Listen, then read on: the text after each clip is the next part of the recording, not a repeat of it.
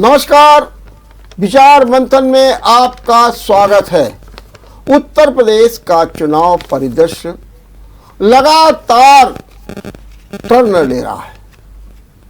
कभी ब्राह्मणवाद की बात उठाई जाती है, कभी पूर्वांचल बुंदेलखंड की बात उठाई जा रही है, कभी महंगाई बेरोजगारी की बात उठाई जा रही है, कभी विकास के नाटक की बात की जा रही है और अक्सर दंगे की बात की जा रही है, कांवड़ यात्रा की बात की जा रही है, कानून व्यवस्था की बातचीत की जा रही है, माफिया की बात की जा रही है, बुलडोजर की बात की जा रही है। लेकिन अब ये चुनाव लगता है कि हिंदुत्व के इर्द गिर्द हो रहा है। और सच बात तो ये है, जब से अब्बा जान, जिन्ना, भाईजान जैसी बातें हुई, उसके बाद तो एक तेजी के साथ बदलाव आ गया। माना यह जा रहा है हिंदुत्व की पिच तैयार की जा रही है इस चुनाव के लिए, और ये किस ओर जाएगा, इसमें एक सियासी तपिन आ गई है।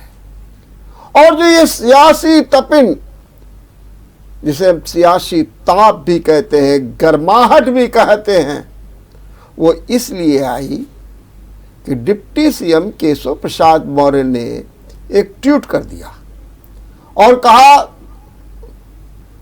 कि अयोध्या और काशी में भव्य मंदिर का निर्माण जारी, मथुरा की तैयारी। और उसके साथ में उन्होंने ये भी कहा, जय श्री राम, जय श्री शंभु, जय श्री राधे कृष्ण। वो यही नहीं रुके, कुछ प्रतिक्रियाएं आई। लोगों ने कहा ये मुद्दों से हटाने की बात हो रही है। सच बात तो ये है, किसी ने ये भी कहा कि रण भारी पड़ रहा है बीजेपी को, इसलिए ये मुद्दा उठाया जा रहा है। लेकिन बात यहीं तक नहीं रुकी है। अब तो केशव प्रसाद मौर्य ने यह भी कह दिया है कि अखिलेश ये बताएं कि कृष्ण जन्मभूमि पर मंदिर बने या नहीं बने। आप इसका समर्थन करते हैं या विरोध करते हैं। सपा की भी प्रतिक्रिया आ रही है, मायावती की भी प्रतिक्रिया आ रही है, सबकी प्रतिक्रिया आ रही है। लेकिन क्या वास्तव में चुनाव का मुद्दा हिंदुत्व की इर्द गिर्द ही रहेगा? क्या इस देश को अभी जरूरत है उस आस्था की, उस संस्कृति की, उस विरासत की, जिसके लिए एक लगातार संघर्ष जारी है? और आज इसी पर चर्चा करेंगे। इस चर्चा में मेरे साथ दो मेहमान हैं, हम आपको परिचय करा दें। हमारे साथ है जाने माने हिंदू नेता अवध बिहारी मिश्र जी, मैं आपका बहुत बहुत स्वागत करता हूं। और हमारे साथ दूसरे हैं वरिष्ठ पत्रकार जमीर सिद्दीकी जी, मैं आपका भी बहुत बहुत स्वागत करता हूं। अवध बिहारी जी, आप तो बड़े जागरूक हैं जी, और निश्चित रूप से आप हिंदुत्व के हित की रक्षा करते हैं, समाज सेवा करते हैं, और आपकी पैनी नजर भी है। क्या उत्तर प्रदेश का चुनाव हिंदुत्व के इर्द गिर्द जा रहा है, या ये जो मथुरा का मुद्दा उठाया गया है उसके पीछे की राजनीति क्या है, रणनीति क्या है? आदरणीय वर्मा जी, राजनीति क्या है ये राजनीतिक दल और उनके नेता जाने। मैं तो विशुद्ध रूप से एक सामाजिक कार्यकर्ता होने के नाते ये कह सकता हूं कि यह अमृत महोत्सव स्वतंत्रता का चल रहा है, या कृष्ण जन्मभूमि का मुद्दा हो, या काशी विश्वनाथ का विषय हो, या इस प्रकार के जितने भी अन्य विषय हैं, इन सब का समाधान 15 अगस्त 1947 के बाद वैसे ही हो जाना चाहिए था जैसे सोमनाथ मंदिर के पुनरुद्धार का कार्य संपन्न हुआ। लेकिन राजनीति के कारण ये मुद्दे आज तक समाधान नहीं पा सके, इसलिए 75 वर्ष बाद ही सही अब इसके लिए व्यापक प्रयत्न होना चाहिए। और यह स्थान जो जन्म स्थान है, मूल स्थान है, जिनका कोई विकल्प नहीं हो सकता, उन स्थानों पर उन स्थान की मर्यादा के अनुकूल भव्य दिव्य मंदिर का निर्माण जैसे राम जन्मभूमि पर प्रारंभ हो गया है, उसी क्रम में कृष्ण जन्मभूमि पर और काशी विश्वनाथ में मंदिर के चारों ओर सुंदरीकरण हो रहा है, मंदिर का सुंदरीकरण हो रहा है, लेकिन मंदिर का मूल स्थान जिस पर एक ज्ञानवापी के नाम पर एक मस्जिद विद्यमान है, उसको वहां से मुक्त करा के और व्यापक और काशी विश्वनाथ के मंदिर का भी पुनरुद्धार होना चाहिए। यह राजनीति का विषय नहीं है, यह देश की आस्था का, देश की अस्मिता का, देश की पहचान का विषय है। इसको राजनीति से न जोड़ करके बहुसंख्यक हिंदुओं की और इस देश की आत्मा मान करके इस पर विचार करने की आवश्यकता है। अवध बिहारी जी, हमारा देश तो कानून से चलता है, संविधान से चलता है। निश्चित रूप से आपकी बात में दम है कि एक लंबा समय हो गया, लेकिन जब सुप्रीम कोर्ट ने आदेश दिया, राम मंदिर का निर्माण हो रहा है जी। तो जब कोर्ट जब आदेश दे रहा है और उसके अनुसार काम भी हो रहा है, कोर्ट में सुनवाई भी हो रही है, ऐसी स्थिति में जब हिंदू महासभा ये कहेगी कि हम जलाभिषेक करेंगे शाही मस्जिद पर, कृष्ण जो है उस पर, तो आपको लगता नहीं है, और खास तौर से जब चुनाव के अवसर पर जब ये बातें की जाएंगी, तो आप ये नहीं जानते हैं कि इसमें बड़ी राजनीति होगी और कम से कम धर्म के विषयों को, आस्था के विषयों को राजनीति से दूर रखा जाना चाहिए। ये सारे विषय राजनीति से दूर हैं, देखने की अपनी अपनी दृष्टि है। अगर कोई संगठन, हिंदू महासभा हो या अन्य कोई संगठन हो, वहां जलाभिषेक की बात करता है, या कोई व्यक्ति या कोई संगठन लोअर कोर्ट से लेकर के हाई कोर्ट और सुप्रीम कोर्ट में कृष्ण जन्मभूमि को मुक्त कराने के लिए वाद दाखिल करता है, तो ये उनका स्वतंत्र भारत के नागरिक के नाते उनका एक विशेषाधिकार है, वो करना चाहिए, इसमें कोई आपत्ति की बात नहीं है। भारतवर्ष या विविधता भरा देश है, बहुत बड़ा क्षेत्रफल है, बहुत सारे राज्य हैं, भिन्न भिन्न प्रकार के चुनावों की प्रक्रिया 365 दिन इस देश में कहीं ना कहीं चलती रहती है। इसलिए चुनाव का इंतजार करके या चुनाव की बात करके हम अपने विषयों से अपने आप को अलग करें या उनको पीछे छोड़ें, इसकी आवश्यकता नहीं है। संविधान से देश चलता है, कानून से देश चलता है, हम सब भी संविधान और कानून का पालन करने वाले लोग हैं। इसलिए संवैधानिक तरीके से जन्मभूमि हमको प्राप्त हो, इसके लिए कोर्ट में भी प्रक्रिया चलाई जा रही है। जन दबाव और जन आंदोलन के माध्यम से हम एक वातावरण भी निर्माण कर रहे हैं कि जिससे चाहे कोर्ट हो चाहे सरकार हो, उनको भी इस विषय की गंभीरता को समझकर इस पर त्वरित कार्रवाई करते हुए और हिंदू भावनाओं का, इस देश की भावनाओं का सम्मान करते हुए इस पर निर्णय आना चाहिए। ठीक बात है। जमीर, जरा हमको ये समझाइए कि जब से ये मथुरा की तैयारी का नया नारा आया है, मंदिर को सबने स्वीकार कर लिया, क्यों नहीं इसे भी स्वीकार कर लिया जाए, और इसके बारे में आम जनमानस क्या करता है और क्या कहता है? क्योंकि सच बात तो ये है कि जब केशव प्रसाद मौर्य ने मथुरा की बारी की बात की तो तमाम मौलानाओं ने उस पर आपत्ति दर्ज करा दी, कहा नहीं नहीं ये तो संविधान के अनुसार होना चाहिए, कानून के अनुसार, और ये तो गलत है। क्या है लोगों की धारणा? एज ए पत्रकार मैं आपसे जानना चाहता हूँ। देखिए, अभी जो मेरी मुस्लिम भाइयों से बात हुई, कई मौलाना से बात हुई, कई शिक्षकों से बात हुई, कई डॉक्टरों से बात हुई, बुद्धिजीवियों से जो बात हुई, तो उनका कहना यही था कि भाई ये सिर्फ जो चुनाव करीब आ गया है, इस वजह से ये सारे मुद्दे उठाए जा रहे हैं। अभी तक 4.5 साल तक तो इसका मुद्दा नहीं आया, अब अचानक से ये मुद्दा आ गया, तो इसका मतलब कहीं ना कहीं चुनावी स्टंट है ये। तो अब कहने का मतलब ये है कि जैसे अभी भाई साहब ने हमारे कहा कि साहब उसे मुक्त कराना है, तो मुक्त कराने का क्या मतलब है? क्या शक्ति प्रदर्शन करके मुक्त कराएंगे? क्या मतलब इसका तरीका क्या है? कैसे उसको मुक्त कैसे कराएंगे? सिर्फ हम ये जानना चाहते हैं। क्या संविधान को ये नहीं मानेंगे? अगर संविधान को मानेंगे तो मुक्त कैसे कराएंगे, ये हमें बताएं। अगर अदालत अगर ये कहती है कि नहीं साहब ये मंदिर के पक्ष में जा रहा है तो ये ले लें, लेकिन अब ये कहें कि साहब मुक्त कराएंगे, तो इसका क्या मतलब है? इससे तो देश का माहौल खराब होगा। ठीक बात। अवधारी जी, मुक्त कराने का क्या मतलब है? क्या आप जो है ये मानते हैं कि जो संवैधानिक प्रक्रिया जो राम मंदिर में अपनाई गई है, क्या उससे कुछ इतर हट करके कुछ किया जाए? सरकार कुछ ऐसे निर्णय ले जिससे कि मुक्त करा दिया जाए? राम जन्मभूमि में संवैधानिक प्रक्रिया तब पूर्ण हो पाई जब पूरे देश में एक व्यापक जन आंदोलन खड़ा करने में हम सफल हुए। पूरे देश भर से राम जन्मभूमि पर भव्य मंदिर निर्माण के लिए जब आंदोलन, संघर्ष और कार्यक्रम प्रारंभ हुए तो सरकारों पर भी दबाव आया, न्यायालय को भी यह विचार करना पड़ा कि अब मुद्दों को 49 से लेकर के और 2019 तक लटकाया गया है, इन्हें इन पर शीघ्र निर्णय होना चाहिए और इसी कारण उस पर निर्णय आ सका।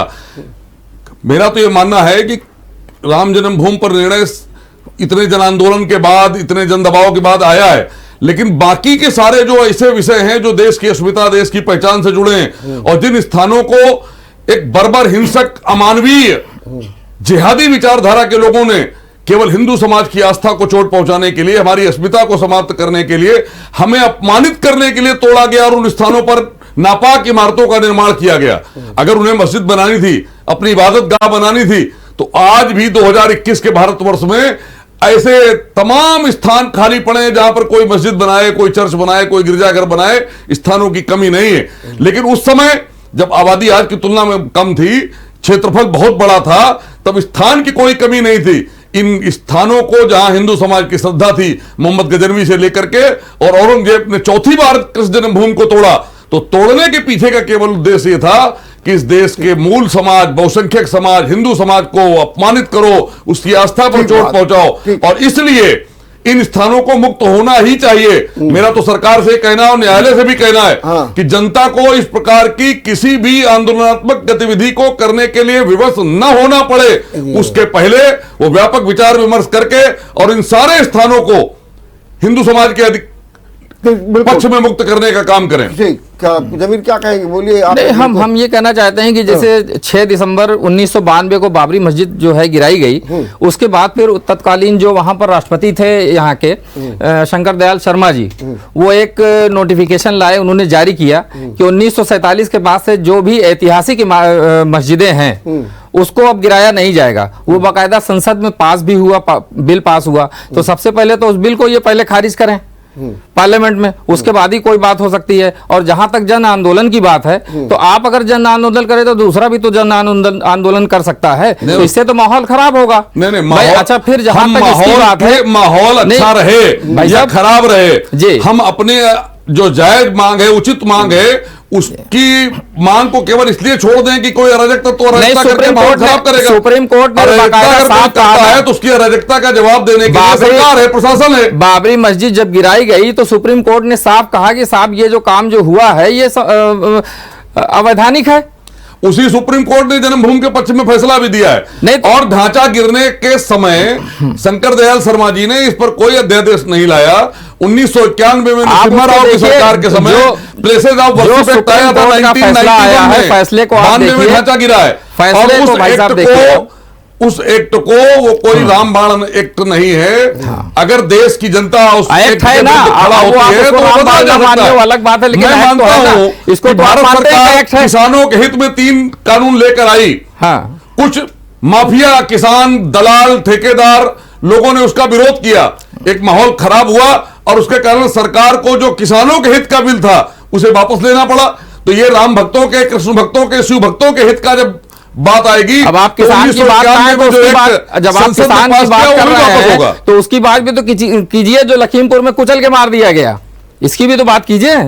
चलिए, अब मैं ये जानना चाहता हूँ जमीर, मेरा सवाल था कि जब ये केशव प्रसाद मौर्य का है तो लोगों ने निश्चित रूप से ये कहा कि ये चुनाव स्टंट है, मैं मान गया। तो क्या उसको इग्नोर कर दिया, क्या उसको लेकर के कुछ राजनीति की जो सियासत है वो कुछ गड़बड़ाई है, या लोग कह रहे हैं कि भाई ऐसे कैसे काम चलेगा? क्या मैं ये जानना चाहता हूँ, कुल मिलाकर के आपने जब इन लोगों से बातचीत की तो क्या लगा, क्या या उस पर कोई उन्होंने उपेक्षा का भाव बरत दिया? नहीं, वो बिल्कुल इसको बहुत सीरियस ले ही नहीं रहे। वो ये तो कह रहे हैं कि बस अभी चुनाव का टाइम है, इस वजह से ऐसी बातें की जा रही हैं। और वो मेरी बहुत लोगों से बात हुई, शहर काजी से भी बात हुई, और राज्यसभा के जो सांसद रहे कई बार के मोहम्मद अदीब साहब, उनसे भी मेरी बात हुई, और भी कई यहाँ पर डॉक्टर खलील साहब है उनसे बात हुई, और एक शिक्षक हैं यहाँ उनसे भी मेरी बात हुई, काफी लोगों से बात हुई। तो उनका कहना यही था कि इसको हम लोग बहुत हल्के से ले रहे हैं, क्योंकि अभी चुनाव है, क्योंकि महंगाई का सारा मुद्दा जो है वो कोई मुद्दा बचा नहीं है इनके पास में, विकास हुआ नहीं, सारी चीजें हुई नहीं, तो अब करेंगे क्या? अब कहीं ना कहीं से तो हिंदू मुस्लिम करा के उसको हिंदू मुस्लिम में बांटना ही है ना, नहीं तो जीतेंगे कैसे चुनाव? ये दिमाग में बातें आ रही लोगों के, इस वजह से लोग इसको बहुत हल्के से ले रहे हैं। हाँ बिल्कुल, वो नहीं मान रहे हैं कि साहब ऐसा कुछ है। क्या और ये सही है कि इतने समय के बाद ये मुद्दा उठाया गया? इसका मूल कारण ये है कि महंगाई बहुत तेजी पर है, बेरोजगारी है, सामाजिक गठजोड़ चुनाव में ऐसे बनना है। अगर आप ये देखिए तो जो परिस्थितियां 2017 में योगी आदित्यनाथ के साथ थी, सामाजिक गठजोड़ चाहे राजभर हो चाहे कोई हो, और वहीं दूसरी ओर आपने जिक्र भी कर दिया किसान आंदोलन को लेकर के पश्चिम में एक विषम स्थिति पैदा हुई है।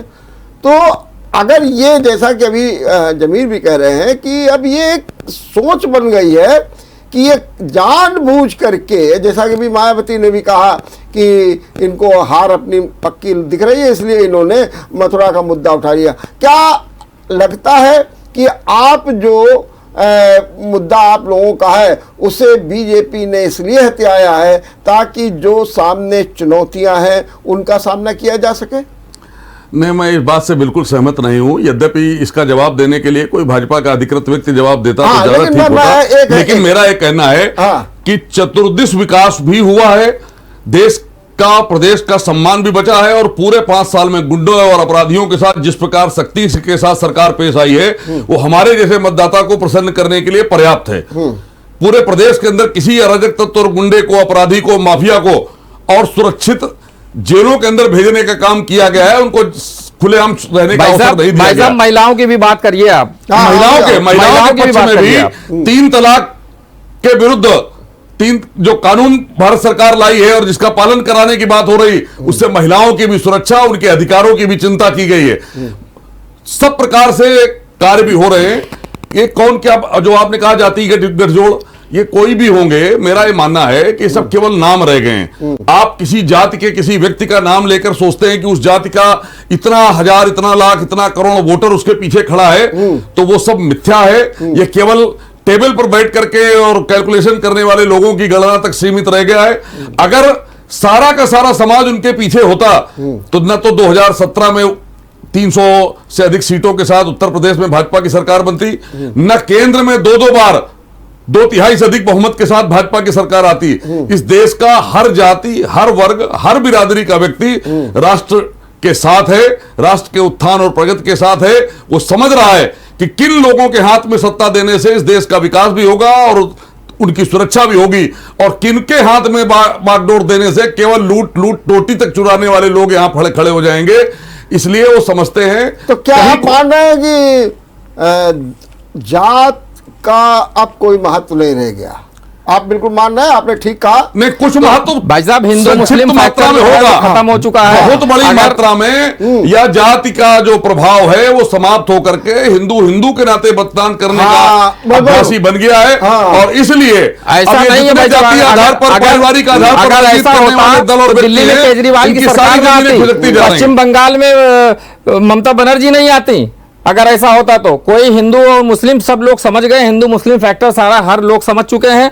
अब इस पचड़े में फंसने वाले नहीं है। हर आदमी ये चाहता है देश का विकास हो, हर आदमी जो है वो ये चाहता है कि वो आराम से रहे, उसके सामने कोई ऐसी दिक्कत ना आए। बंगाल में भी सिद्दीकी जी 3 से 77 पहुंचे, इतनी अराजकता, अपराधी गठजोड़, गुंडागर्दी के बाद भी को किसको दिखा, आप बताइए, किसको मानते हैं? नहीं, महिलाओं की बात कीजिए ना, महिलाओं की बात क्यों नहीं कर रहे हैं? जिन्होंने 30 साल से अधिक महिलाओं की बात कीजिए भाई साहब, महिलाओं के साथ क्या हुआ ये बताइए ना, कि जो रात में निकल नहीं सकती हैं, दिन में नहीं निकल सकती। आप देखिए ना, आज महिला हो या पुरुष हो, किसान हो या मजदूर हो, पूंजीपति हो या नौकर पेशा हो, आज सभी की सुरक्षा और सबके अधिकारों की चिंता करते हुए सरकार काम कर रही है। और अपराधियों को ठीक प्रकार से बुलडोजर चला करके और उनको जेलों के भीतर और इनकाउंटर करके ठीक करने का काम सरकार कर रही है। इस प्रदेश में किसी प्रकार की कोई असुरक्षा की भावना और जिन अपराधियों को लिया जा रहा है उनका भी तो बता दीजिए थोड़ा सा। मुद्दे बनाने के लिए पार्टियों में जिन अपराधियों को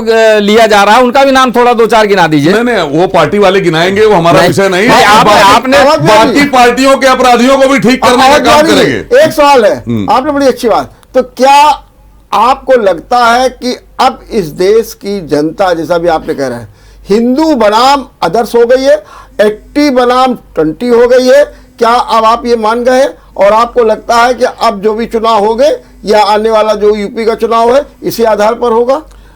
80 और 20 की बात हम नहीं कहते हैं। हाँ। हम सिर्फ इतना कहते हैं कि जो जाति के आधार पर बिरादरियों में बांट करके हिंदू समाज के वोटों को या जो पारिवारिक लोग हैं, ये जो जातिवादी लोग हैं, ये उनका दुरुपयोग करते थे, अब वो समाज समझ गया है। अब वो राष्ट्रवादी विचारधारा के साथ है। तो वो किसी भी जाति वर्ग बिरादरी का हो, वो राष्ट्रवादी परिवार को देख करके, अपने रिश्तेदार को देख करके, अपने जाति को देखकर वोट न करते हुए देश हित में, वो देश का हित करने वाली पार्टी के पक्ष में खड़ा है। और वो इतनी बड़ी मात्रा में खड़ा है कि भारतीय जनता पार्टी को तमाम षड्यंत्रों के बाद भी सरकार बनाने से कोई रोक नहीं सकता। एक मिनट, तो क्या आप ये मानते हैं कि अमित शाह ने या जेपी नड्डा ने ये बयान दिया, अपने कार्यकर्ताओं को कहा कि भाइयों आप जिन्नावादियों को वोट न दे करके राष्ट्रवादी होने का परिचय दीजिए? क्या आपको ये लगता है कि इस तरीके का बयान इस बात का द्योतक है जिसकी आप पैरवी कर रहे हैं? नहीं, इसमें गलत क्या है? नहीं, वही भाई, जिन्ना जिसने इस देश का विभाजन करा दिया, भारत माता के टुकड़े करा दिए, उसका पक्ष और उसकी हिमायत करने वाले लोगों को वोट न दे, ये तो राष्ट्रभक्ति की पहचान है। तो इसमें अपराध क्या है? माननीय आडवाणी जी फिर उनके मजार पर क्यों गए, बता दीजिए पाकिस्तान में। अगर आडवाणी जी गए तो आडवाणी जी ने उसका परिणाम भी भोगा। क्या परिणाम? आडवाणी जी इस देश के एक बड़े राजनीतिक दल के शिखर पुरुष के रूप में थे। जिन्ना की मजार पर जाने के बाद उनको राजनीतिक दल से किस अवस्था में पहुंच गए, ये किसी से छिपा नहीं। और प्रधानमंत्री जी भी जो गए पाकिस्तान, उनका क्या होगा जो बिरयानी? कोई अपराध नहीं है, बिल्कुल जाना चाहिए, जाना चाहिए। हम राम और कृष्ण को मानने वाले हैं। हमने रावण के साथ भी सब प्रकार के अत्याचार के बाद भी यहाँ पर बार-बार कोशिश की हो गए और वो युद्ध राम और कृष्ण क्या क्या बताया था कि जो है क्या नाम है, आप किसी को परेशान करिए, को भी समझाने का बहुत प्रयास किया। क्या श्री रामचंद्र जी हमारा पड़ोसी है? श्री रामचंद्र जी के उसमें है कि अदर को परेशान करिए, आप जहां पाइए उनकी माम लिंचिंग करिए आप। ये अपराधी की लिंचिंग करना ये अपराध नहीं है। अच्छा, जो लेकिन अपराधी की लिंचिंग करना ये अपराध नहीं है। लिंचिंग करना ये हिंदू का स्वभाव नहीं है। जिसको चाहिए पकड़ के मार दीजिए, कहिए अपराधी है। कहां से अपराधी हो गया? जमीर, आप भी समाज में रहते हैं, सब कुछ देखते हैं, क्या आपको नहीं लगता है कि यदि आप बार बार कहते हैं हिंदू मुस्लिम करना चाहते हैं, हिंदू मुस्लिम, तो ये अब्बा जान जिन्ना के बयान और दूसरी ओर आपके ओवैसी जिस तरीके से बयानबाजी कर रहे हैं, तो क्या वो हिंदू मुस्लिम नहीं कर रहे हैं? देखिए, उसका इफेक्ट क्या पड़ रहा है? एक चीज हम आपको बता दें, हाँ, कि ओवैसी को सुनने के लिए लोग लाखों मुसलमान इकट्ठा होता है, इसमें कोई दो राय नहीं है, लेकिन उनको 10 वोट नहीं मिलता। उसका कारण सिर्फ ये है कि उनको, देखिए, यहाँ का जो मुसलमान है वो बहुत सेकुलर है, वो मुसलमानों से ज्यादा हिंदुओं पे विश्वास करता है। और आप देख लिए जितने भी यहाँ पर विधायक हैं, जो चाहे जिस पार्टी में हो, तो कहाँ कितने मुसलमान हैं? हिंदू, अब जैसे यहाँ अमिताभ वाजपेयी हैं, वो क्या मुसलमान है? लेकिन मुसलमानों ने जितवाया उनको। तो कहने का मतलब यह है कि यहाँ का जो मुसलमान है भारत का, वो हिंदुओं पे ज्यादा विश्वास करता है। यही कारण है कि आप देख लीजिए, मुस्लिम लीग जैसी पार्टी को 10 वोट नहीं मिलता है, वैसी कहां लड़ते हैं, क्या उनको एक सीट भी मिलती है? आप क्या समझते हैं कि वैसी को मुसलमान वोट देगा? कतई नहीं देगा।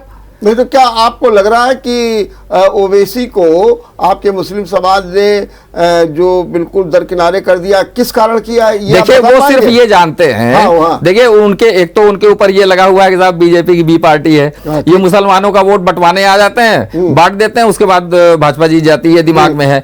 लेकिन अब की जिस तरीके से, देखिए, योगी जी ने भी कहीं पर मुसलमानों के विरोध में कोई बात नहीं की है, सच्चाई ये है।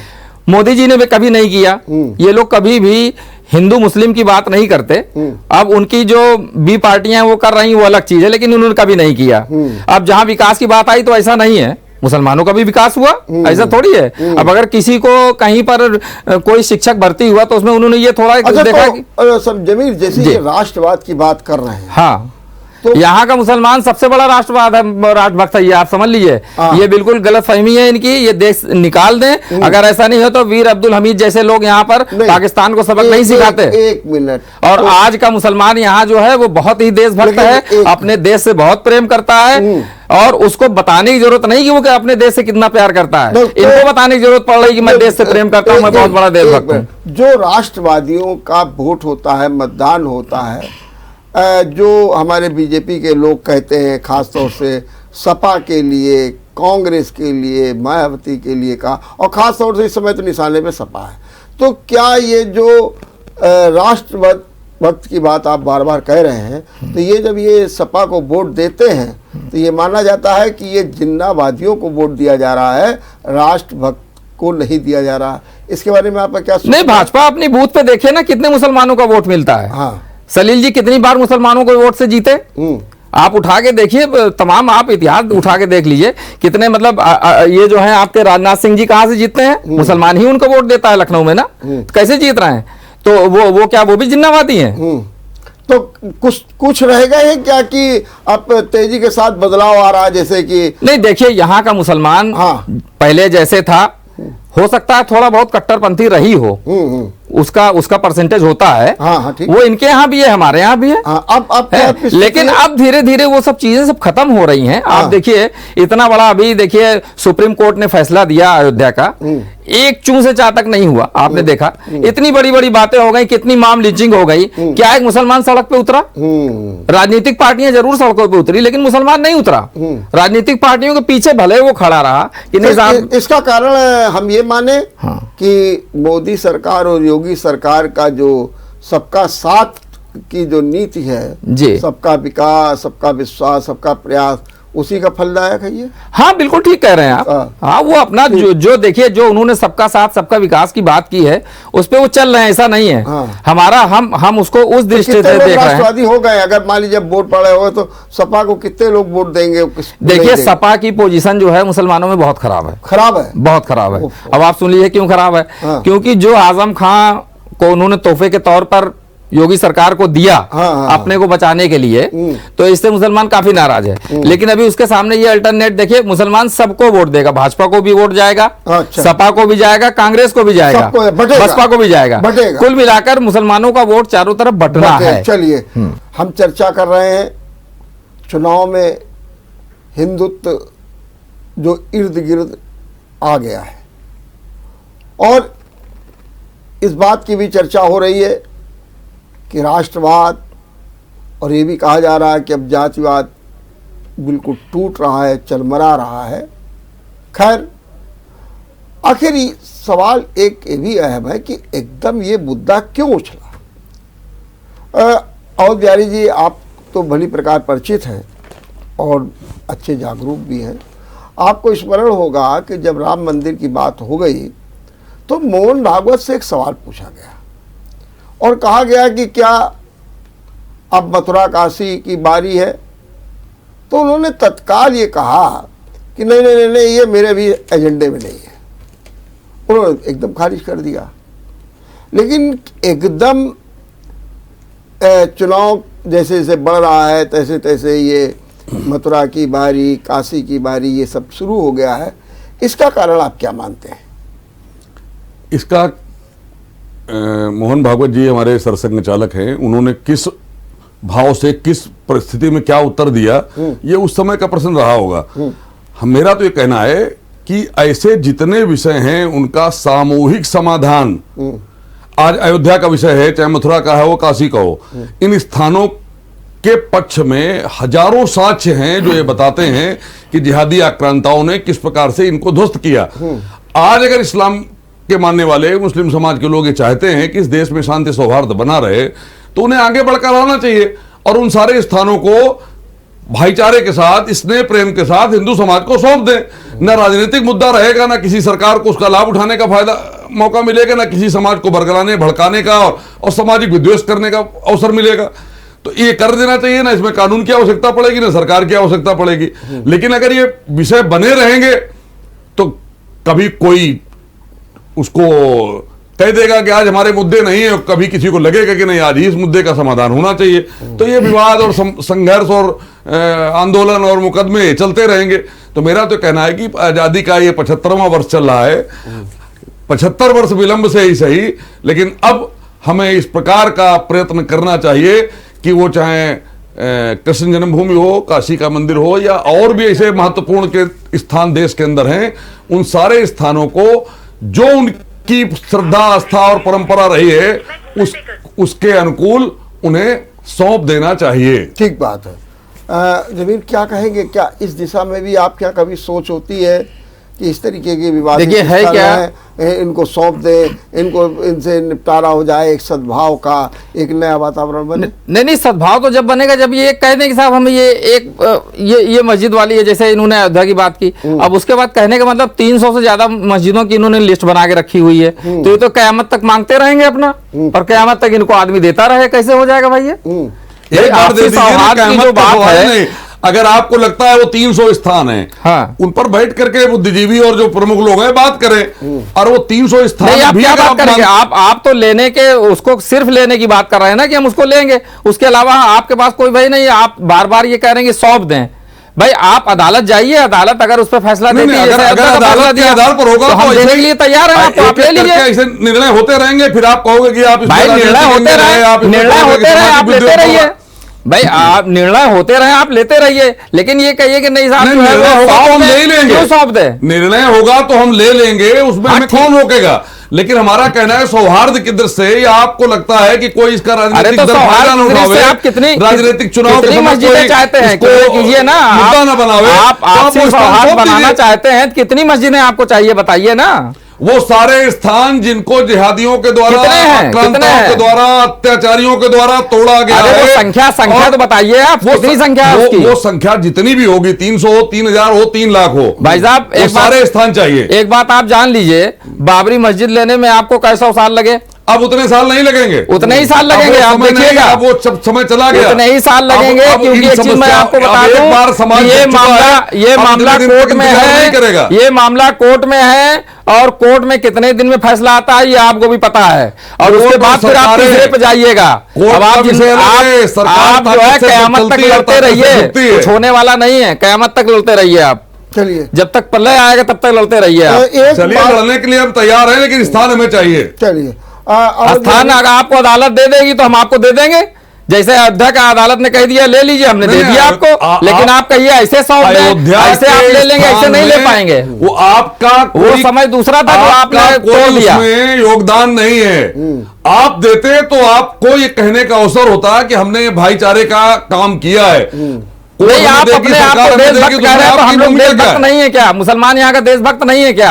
आप अपने को देशभक्त कहते हैं? आप जरा इतिहास उठा के देख लीजिए, कौन देशभक्त रहा है, मुसलमान देशभक्त है, वो रहा है, तो देश की अस्मिता नहीं, इतिहास भी देख लीजिए भाई साहब, उसको हिंदू समाज के साथ खड़ा होना चाहिए। आपको इतिहास भी देखना चाहिए, देशभक्त कौन रहा है इस देश में कहना चाहिए, इतिहास देखिए, देशभक्त कौन है, और नागरिक साथ सब देख लेंगे। अंग्रेजों से माफी किसने मांगी ये भी देख लीजिएगा, उस बाद लिखा पढ़ी में बाकायदा, ऐसा नहीं है, आज देख लीजिएगा। आज अगर इस मुसलमान देशभक्त है तो देश की अस्मिता के साथ खिलवाड़ करने वाले जो आक्रांता थे उनका नाम लेके उनके साथ क्यों खड़ा होता है? किसके साथ खड़ा मस्जिद की बात करने वाला अगर मुसलमान है तो देशभक्त नहीं हो सकता। नहीं, बाबरी मस्जिद की बात करने वाला खड़ा है, मुसलमान है तो राष्ट्रवादी नहीं हो सकता, नहीं खड़ा है भाई। बाबर की बात करने वाला आदमी कहेगा कि हम राष्ट्रभक्त हैं। उस समय के बाद जो बाबर आक्रांता था, उस समय के राजाओं ने तो ये इस वजह से मंदिर मस्जिद अगल बगल बनाया था कि आपसी सौहार्द बना रहे, और आप उसको खराब कर रहे हैं उस सौहार्द को। किसी राजा ने नहीं बनाया, उन्होंने मंदिर तोड़कर बनाया, उसके प्रमाण मिल रहे हैं। कोई प्रमाण नहीं मिल रहा है, अयोध्या में भी कोई प्रमाण नहीं मिला, लेकिन सुप्रीम कोर्ट ने ये कहा कि चलो ठीक है भाई, आस्था का विषय है, मुसलमानों ने कहा ठीक है दे दिया जाएगा, और अगर ऐसा नहीं था तो आपने जमीन क्यों दी? पूरा हुआ, सुप्रीम कोर्ट ने जमीन क्यों दी? बताइए ना, सुप्रीम कोर्ट ने जमीन क्यों दी? पूरी ज्ञानवापी में केवल गुंबद इस्लामिक है, पूरा मंदिर की दीवारें सरकार है जो चाहे कर ले, कर लीजिए भाई, क्या कर सकते हैं, सारे धार्मिक में बने हुए हैं, वो तो जिसकी लाठी उसकी भैंस वाला मामला है। जमीर तो अवध बिहारी जी, आप ये बात के चलते हैं कि चुनाव चाहे जनता का हो कहीं भी, अगर मथुरा का मुद्दा बनाया जा रहा है तो कोई हर्ज नहीं है, और बनाया जाना चाहिए, और इसके द्वारा आप मानते हैं कि आपकी जीत होगी? नहीं, जीतेगी तो जो पार्टी चुनाव लड़ेगी वो जीतेगी, वही हारेगी। मेरा तो सिर्फ ये कहना है कि ये मुद्दा हिंदू समाज का मुद्दा है, इसका समाधान होना चाहिए, वो चुनाव का समय हो या न समय हो। और अच्छा ये है कि सरकार, न्यायालय और वो समाज जो इसका विरोध करता है वो सामूहिक रूप से प्रयास नहीं, मेरा कहने करे। का- इसका दिल्ली और पश्चिम बंगाल की तरह से यूपी में भी ऐसा नहीं है। आप देखिएगा, हिंदू मुसलमान सब समझ चुके हैं कौन लोग लड़ा रहे हैं, कौन लोग नहीं लड़ा रहे हैं। आप ये मानते हैं कि जो उत्तर प्रदेश का चुनाव हो रहा है उसमें मथुरा का मुद्दा होना चाहिए, ये आप मानते हैं कि नहीं मानते? मैं इतना सवाल बिल्कुल होना चाहिए, होना चाहिए, बिल्कुल होना बस चाहिए। ठीक है। क्या आपकी क्या भाजपा से बात हुई है? वो इसको मुद्दा ले रहे हैं उसमें अपने ले रहे हैं। घोषणा पत्र में ले रहे हैं क्या? उनको उस मुद्दे की जरूरत होगी लेंगे, नहीं जरूरत होगी नहीं लेंगे। हिंदू समाज का मुद्दा है और मैं हिंदू समाज का प्रतिनिधि हूं, इसलिए मेरा मुद्दा है। ये नहीं, आप ये कैसे कह रहे हैं कि आप हिंदू समाज के प्रतिनिधि हैं? आप सारे हिंदुओं के समाज के प्रतिनिधि थोड़ी हैं। मैं सबका ठेका नहीं लेता हूं, हिंदू भाई लेकिन मैं हमारे हिंदू हूं, सबसे मेरा आगे अकेले का मुसलमानों मेरा के अधिकार आगे है। अगर कोई मैं मुद्दा अकेले आता है तो इस बात के लिए मुसलमानों के आगे खड़ा हूं, हमारा हिंदू अकेले भाई खड़ा हुआ है। लड़ने के लिए तैयार आप हूं। देखिए ना, जितने भी मुद्दे आए सब में सबसे पहले हमारा हिंदू भाई खड़ा हुआ है हमारे आगे कि आपको चिंता करने की जरूरत है, मैं यहाँ खड़ा हूँ, आइए मैं आपको हाँ, बचाऊंगा। तो वो आपका समर्थन करते रहे, इसीलिए उनका नहीं, अस्तित्व समर्थन खत्म हो करते गया। नहीं है, वो उनका सेकुलर अस्तित्व लोग हैं जो इसीलिए समर्थन खत्म हो करते गया हैं। क्योंकि उन्होंने गलत बातों का अपने राजनीतिक हितों के लिए समर्थन किया, इसलिए वो खत्म हो गए। ठीक बात है। जिन्होंने सही बात का विचार करके उसका समर्थन किया वो आज आगे बढ़ रहे हैं। ठीक है। आप हिंदुओं के अपने को प्रतिनिधि बता रहे हैं। अभी इतने लोग जो है वो क्या कहते हैं, उसमें कोरोना में कितने लोगों की जान चली गई है, आपने कितनी मदद की उनकी बताइए। वो तो छोड़िए, आप एक मिनट, जमीर जी जो कह रहे हैं, मैं दावे के साथ कहता हूं हाँ। कि कानपुर में किसी भी संस्था के द्वारा जो काम किए गए होंगे और मेरी संस्था नरसेवा नारायण सेवा न्यास के द्वारा जो काम किए हों उनका आप निष्पक्ष मूल्यांकन करा लिए। सारी संस्थाएं एक तरफ होंगी, हमारी एक संस्था अकेले एक तरफ होगी। भाई, आपने तो नहीं देखा कहीं। एक मिनट अवध बिहारी जी, एक सवाल मैं आखिरी में आपसे पूछना चाहता हूं। सुब्रमण्यम स्वामी ने यह कहा कि चुनाव में हिंदुत्व का भी मुद्दा होना चाहिए, मंदिर का भी मुद्दा होना चाहिए, और उन्होंने एक बात और कह दी। उन्होंने कहा अगर भारतीय जनता पार्टी हिंदू की बात नहीं करेगी, हिंदू के हित के चिंतन में आगे नहीं बढ़ेगी, उसका मुद्दा नहीं बनाएगी, तो निश्चित मानिए कि ये बहुत बड़ा नुकसान होगा भाजपा के लिए, और उसका कार्यकर्ता और उसका नेता दोनों ही जो है नाराज होंगे, विरोधी हो जाएंगे। इसलिए मजबूरी है बीजेपी की हिंदुत्व के मुद्दे को उठाने की। मैं आपसे इसका पूछ रहा हूं, ये बताइए क्या सही बात है? देखिए, मैं डॉक्टर सुब्रमण्यम स्वामी की बात से 100% सहमत हूं। हाँ। इस देश के तमाम राजनीतिक दलों ने केवल अल्पसंख्यक मुस्लिम वोट को अपना राजनीतिक आधार मान करके उनका तुष्टीकरण करने का काम किया और उसके कारण हिंदुओं को गुमराह करके वो सत्ता प्राप्त करते रहे। किसी भी, भाजपा नहीं, किसी भी राजनीतिक दल की जिम्मेवारी है कि इस देश के बहुसंख्यक और मूल समाज हिंदू समाज की भावनाओं का आदर सम्मान करे। अगर इस देश के अंदर उसको राजनीति करनी है तो हिंदू हितों की उपेक्षा करके वो जिले, प्रांत या केंद्र में राजनीति नहीं कर सकता। ये आप तय मान लीजिए। अब हिंदू इतना जागृत और आखिरी में तो ये हम मान के चलें कि जो भारतीय जनता पार्टी हिंदुत्व का एजेंडा लेकर के चल रही है, तो निश्चित रूप से वो उसकी एक मजबूरी है। मजबूरी मैं नहीं मानता, ये उनकी स्वेच्छा होनी चाहिए कि जो देश की मूल भावना है उसका प्रतिनिधित्व करना इस देश की सभी राजनीतिक दलों की जिम्मेवारी है। और जो करेगा उसका लाभ पाएगा, जो विरोध करेगा वो नुकसान में जाएगा। कांग्रेस हिंदुत्व का विरोध करती रही, हिंदू आस्थाओं का विरोध करती रही, तो देश की एकमात्र राष्ट्रीय पार्टी होने के बाद आज गली मोहल्ले की पार्टी बनकर रह गई। और भारतीय जनता पार्टी जिसका बहुत छोटा क्षेत्रफल था, आज पूरे देश की सबसे बड़ी राजनीतिक पार्टी के रूप में सबसे अधिक प्रांतों में सत्ता में बैठी, केंद्र में सत्ता में।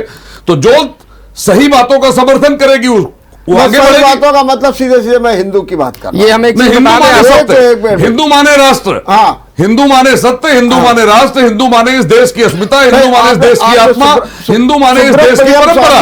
सुब्रमण्यम स्वामी ने सीधे सीधे कहा कि अगर आप हिंदू की उपेक्षा करेंगे, हिंदू को लेकर के नहीं चलेंगे, तो आपकी पार्टी नहीं चल पाएगी। बिल्कुल नहीं। अरे जो देश में 100 करोड़ है, 100 करोड़ हिंदुओं की उपेक्षा करके कोई देश की राजनीति कैसे कर पाएगा? भाई साहब, अब छोड़िए इतिहास में हम नहीं जाना चाहते सुब्रमण्यम स्वामी जी के, वरना वो जितने बड़े हिंदुत्व के वो है, मैं नहीं जाना चाहता उस मामले में। लेकिन आप भी जानते हैं उस बात को, मुझे बताने की जरूरत नहीं है। लेकिन मेरा जमीर खाली एक सवाल का जवाब दे दीजिए, क्या बीजेपी के लिए हिंदुत्व कार्ड खेलना एक मजबूरी हो गया? बिल्कुल मजबूरी हो गई भाई इनके पास में। इनको पता है कि ना इन्होंने विकास कराया, ठीक है, चारों तरफ तराई मची हुई, महंगाई की हालत यह है कि घर में महिलाएं जो हैं वो अपना बजट नहीं बना पा रही हैं, सारी चीजें हैं, तो उनको पता है कि इसके अलावा कोई रास्ता नहीं बचा है। चलिए बहुत बहुत धन्यवाद, बहुत बहुत धन्यवाद दाऊद बिहारी जी, आपने बहुत अच्छे ढंग से अपनी बात रखी। जमीर जी आपको भी बहुत बहुत धन्यवाद। और आपने सुना कि कहीं ना कहीं हिंदुत्व के इर्द गिर्द चुनाव है और ये भी एक मजबूरी है। इस पर भी थोड़ा सा आप भी चिंतन करें, मनन करें और हमारा विचार मंथन देखते रहें। नमस्कार।